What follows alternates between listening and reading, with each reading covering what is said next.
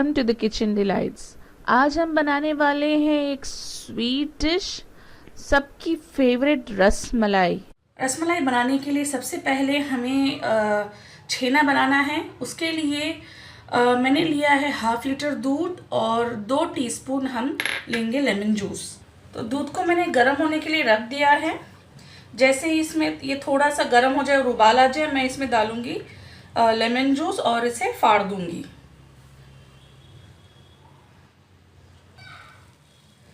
तो हमारे दूध में उबाल आ चुका है, मैं इसमें डालूंगी लेमन जूस।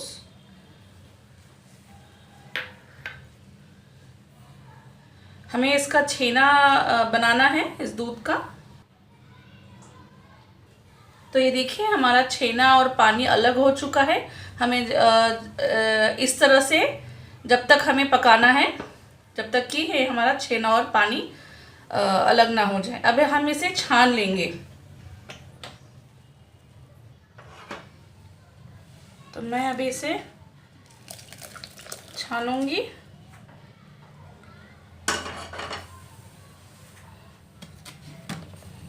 और हम इस छेनों को ठंडे पानी से धो लेंगे, ताकि इसमें नींबू का कोई फ्लेवर ना रहे। मैंने एक्स्ट्रा जो भी पानी था इस छेने से स्क्वीज आउट कर लिया है। अब मैं इस बाउल में इस छेनों को डालूंगी और हम इसे अच्छे से गूंदेंगे ताकि एक सॉफ्ट डो जैसा बने। हमें कम से कम 10 से 12 मिनट इसे अच्छे से मसलना है। तो मैंने इस छेने को अच्छे से गूंद लिया है। अब मैं इसके राउंड बॉल्स बनाकर थोड़ा से इसे प्रेस कर लूँगी, फ्लैट कर लूँगी इसे, ताकि इसे हमारा रसमलाई का शेप मिले।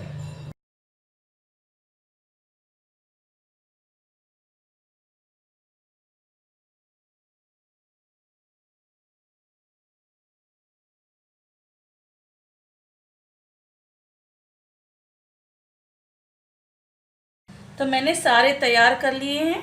अब हम इसका शुगर सिरप बनाएंगे। तो शुगर सिरप बनाएंगे अभी। तो मैं डालूंगी इसमें 1 कप पानी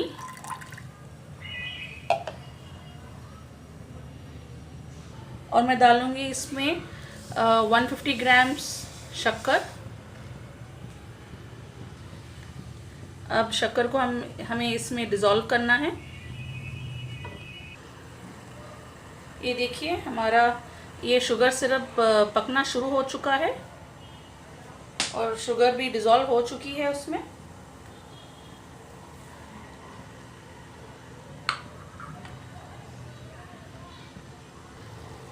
इस वक्त हम डालेंगे इसमें ये हमारे जो हमने छेना के बनाए थे फ्लैट बॉल्स।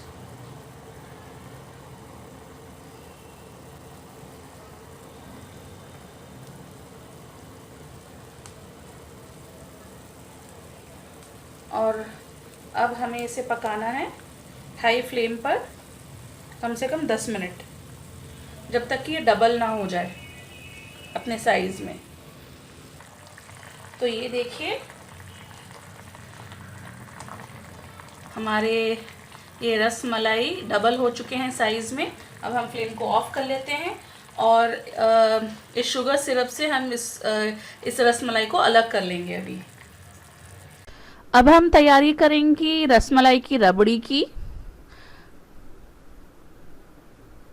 उसके लिए मैंने ले लिया है अभी 1/2 लीटर से कम दूध और हम इसे थोड़ा सा गर्म होने के लिए रख देंगे।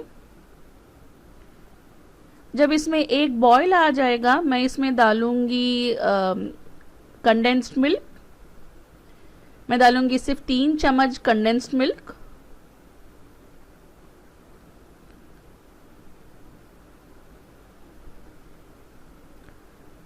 और मैं इसे अच्छे से पकाऊंगी।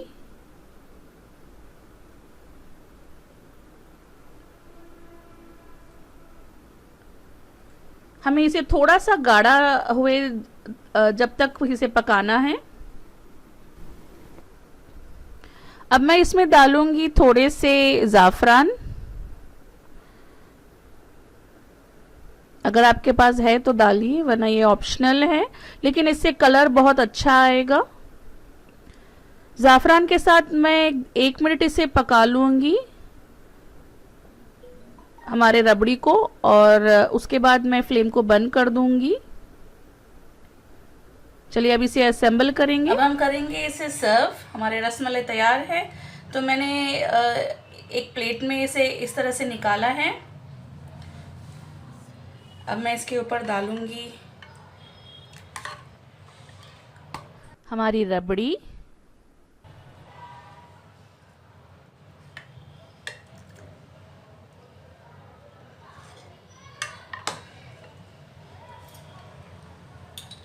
मैंने दूध में थोड़ा सा केसर मिलाया था, वो भी मैं डालूंगी।